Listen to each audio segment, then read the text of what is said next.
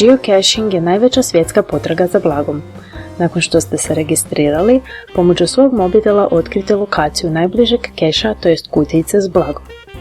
Svaki keš ima svoje ime, a u opisu možete vidjeti koju veličinu kutijice tražite, težinu terena te koliko je teško naći keš.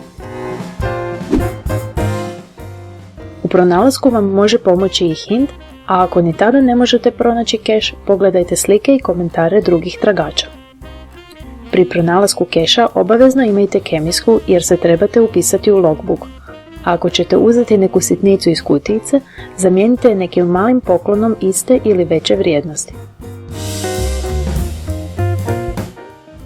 Keš pažljivo vratite na mjesto kako bi ga i drugi kešeri mogli naći.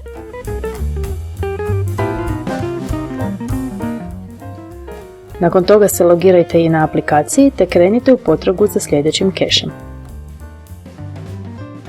Pri potrazi pazite na maglere, ljude koji ne traže geocacheve, te pokušajte ne privlačiti pažnju na sebe.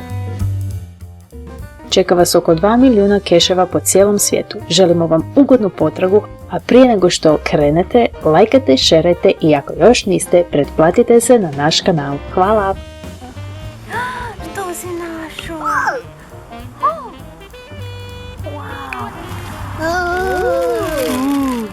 Look, Basti could have this, look!